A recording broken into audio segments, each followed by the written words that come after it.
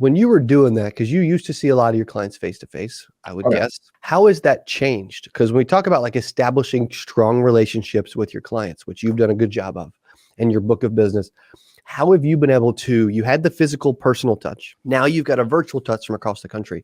How have you been able to keep such a strong relationship with them?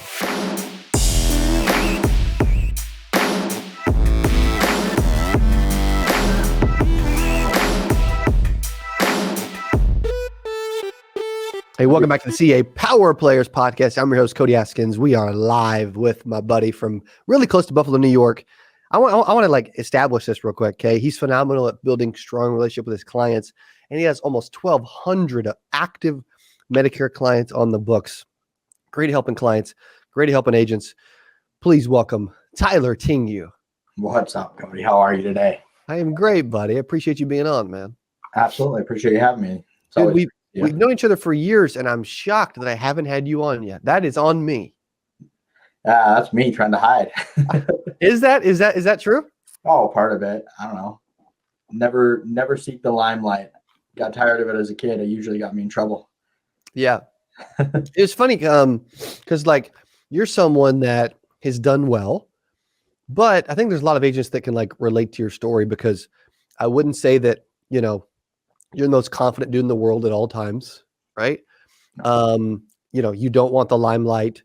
You typically don't want to get up in front of a room and speak. But you're still, you know, different, but you're still very successful at this business. And I share that because there's different personalities, right?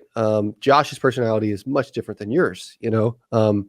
Our personalities are very different, right? And so that just proves that anyone can make it in this business, you know. What are you going to say to that? No, I absolutely agree. I mean, and it's weird in the transition too. Like you mentioned, Josh and I are like flip-flop. Mm-hmm. But if you look at us 20 years ago, before either one of us got into the business, that was completely flip-flop when we were kids. I was the one out doing all the attention seeking, getting all that stuff. And he was the one sitting off to the side waiting for me to go find girls to dance with and bring them back to the table to talk to them. No way. We were completely flip-flop at that. And now he's the one that's out there and loves being in it. And I mean, it's great to see him do that. Yep. For me, you know, I kind of got over that. I think a lot of it just with my journey, life lessons that I've came through doing stuff different, you know, moving around the country and different pieces of just life that I've gone through, different categories. So, but I mean, working with different agents throughout the years, you know, whether it was getting training, bringing people into the business, I've seen quiet people, shy people, loud people look at me, want to be everything, the know-it-all, the know-nothings. And, you know, I've seen everybody be successful. At the same time, I've seen everybody fail too. True. Yeah. It's so difficult to succeed. You also, which we can get into your story, but like you also transitioned from Colorado to New York, and had to like, your client base didn't start over, but like your area that you were working in had to start over. There was some challenges there. Obviously, you had to learn a new market. You know, there's different, you know, carriers, and there's a lot going on, you know, and so you had to go through that. And kind of like, did it feel like when you transitioned and moved that you were kind of like starting over, so to speak, in the business, even though you weren't? Oh yeah, no, big time. I mean, you have some of the familiar players that are in the market, you know, the big national carriers that are there, but you're still learning new products. And it's so different to see what that baseline was like within the products themselves. Like, you get used to, oh yeah, here's the average max out of pocket. Here's the average PCP, specialist copays, hospitals, to something totally different. New York is just a different beast in and of itself. I know a lot of the regulations, rules are different. They've got guaranteed issue for med sup at all times. They can do pre-existing condition exclusion for 2 to 6 months, but they waive it if you've had a plan. So it's kind of a challenging market to do your marketing in. So it was learning a bunch of new tactics, techniques. I had some family out here, was the main reason why I came. So I was able to plug into that a little bit to start building. But really it felt like I was starting over. But I mean, thankfully I do have a very strong relationship with a lot of my clients. So I've been able to continue to grow my business, even being here out in Colorado. So it's helped to keep the ball rolling for sure, while I'm developing or discovering new shores. Yeah, that's the nice thing about our industry is, I know agents that are traveling that live in, freaking Mexico half the year, and they're selling life insurance in the US, that's what's cool about it. And the fact that you're able to, in this virtual world, help your clients back in Colorado from New York is just a testament to how awesome the industry is. When you were doing that, because you used to see a lot of your clients face to face, I would guess. How has that changed? Because when we talk about like establishing strong relationships with your clients, which you've done a good job of in your book of business, how have you been able to, you had the physical personal touch. Now you've got a virtual touch from across the country. How have you been able to keep such a strong relationship with them? So I think a lot of it comes down to just genuinely caring and having the interest in the individual. That definitely plays a huge part in it. The gift of gab doesn't hurt. Sure. And then you're really being able to open up and share. I mean, I could go back into stories. I've shared some with you with different things that I've done that were craziness in my life, but I don't hold anything as some sacred skeleton in the closet. If I've got them, they're hanging in the front yard because I never want anyone to be able to come back at me. And being able to share that with my clients to relate with them, I think that has been probably one of the biggest things that's helped me in the transition. I mean, going into the whole COVID thing in 2020 where everything kind of shut down, I had to go out and buy a trailer so I could still meet with clients. And I mean, like, an RV camper that I set up as an office. So talk through that. So you actually, during COVID, went out and bought an RV camper, whatever you want to call it. And you use that as a way to mobily meet with clients. Yep. I parked in the driveway at the house. At their house? Your house? Both. So I'd use it. I'd, offer the client whatever they were comfortable with. Some people aren't comfortable with you come to their home necessarily. So I'd offer them to come meet me at my mobile office, which would be parked in my driveway, or I'd, come over to their house to do it. And just with the restrictions and stuff. So yeah, I had people still requesting to meet in person, but they didn't want to necessarily meet in their home because they weren't sure about exposing, other people in the home. Couldn't really go meet at a restaurant or a coffee shop anymore because everything's closed. Yet February in Colorado at the Starbucks outside is not ideal. So I was spitballing ideas and my wife went, why don't you just get a trailer? So I went and bought a 26-foot travel trailer and set it up as an office to be able to work out of remotely so that I would be able to still meet with my clients that wanted to meet in person and have that option for them. So that's so cool. Making it ADA compliant was kind of tricky to get a ramp to it, went onto the front of it, but worked it out and it worked out pretty well. It was really nice. So it's cool. Super creative, that like a way to think outside the box. Like so many agents can use anything in their life and in their business or anything that happens in the world as an excuse to like not succeed. Right. And you're like, dude, this isn't going to keep me from helping people. I'm going to get creative. Right. Your wife comes with an amazing idea and then you just implement it and do it, which is kind of amazing, by the way. Like that is so cool. Did you ever post a picture of that? I might have. Okay. I don't know if I ever actually did though. Cool. Like it's something to show off a little bit because do you still have it? Did you sell it? No, I've got it. It's parked up the street. So I've got a small piece of property up from where I'm at that got to keep it at so it's not blocking the driveway. But yeah.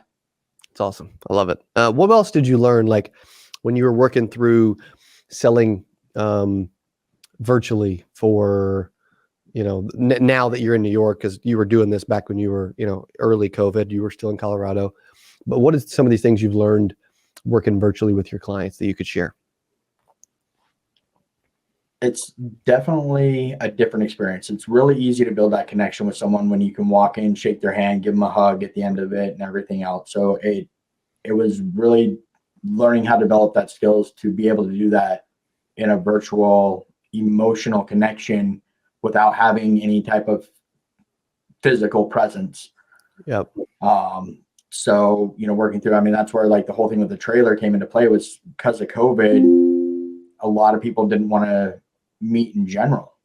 So it was kind of forced on everybody at that point where you're going to have to start doing these things. And Yes.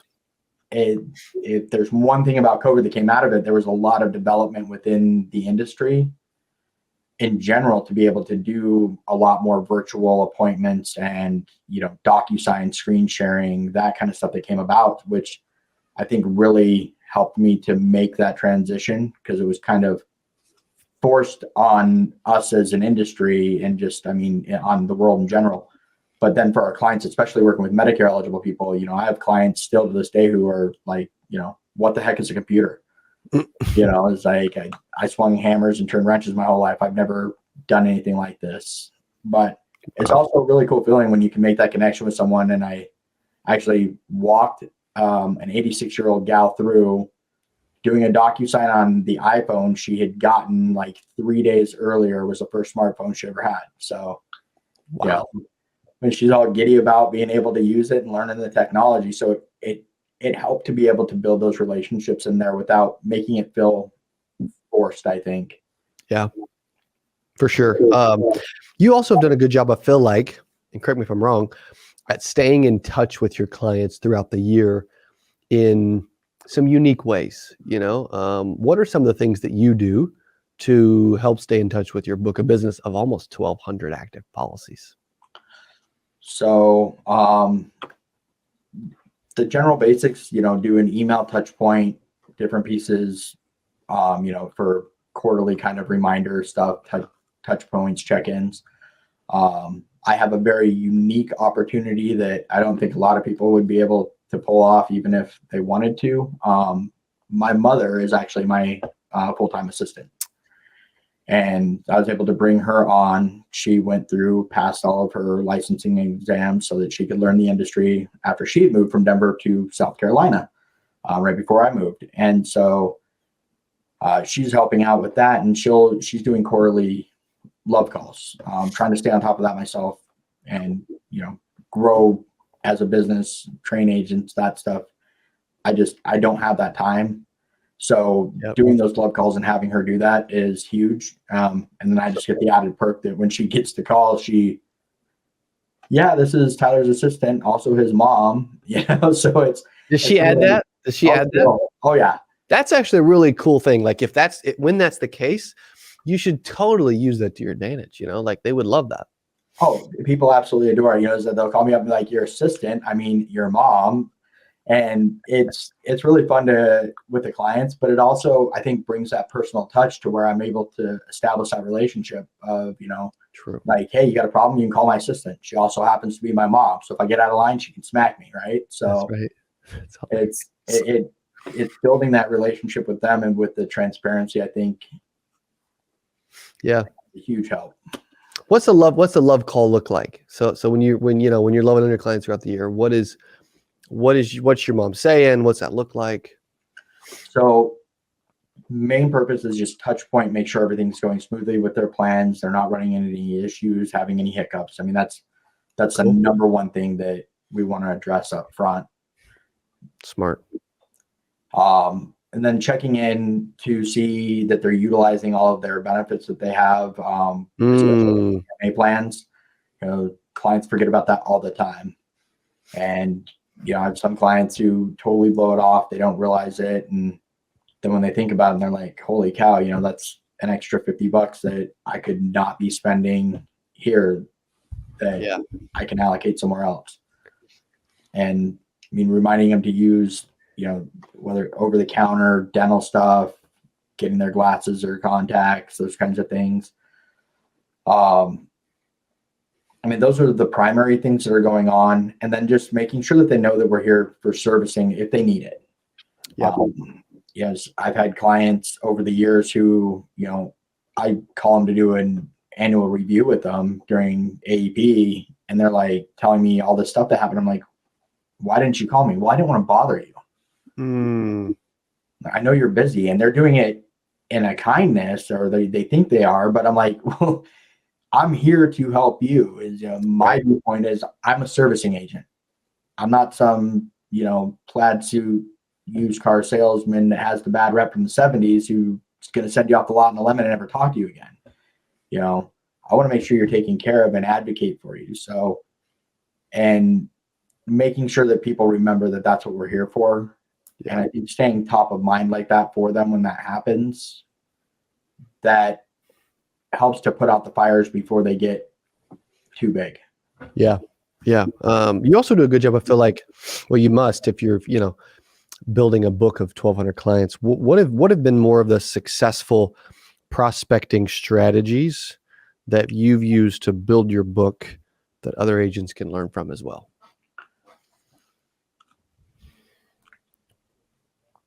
So, I mean, the biggest and most successful thing, I think, comes from the client relationship, and that's getting client referrals.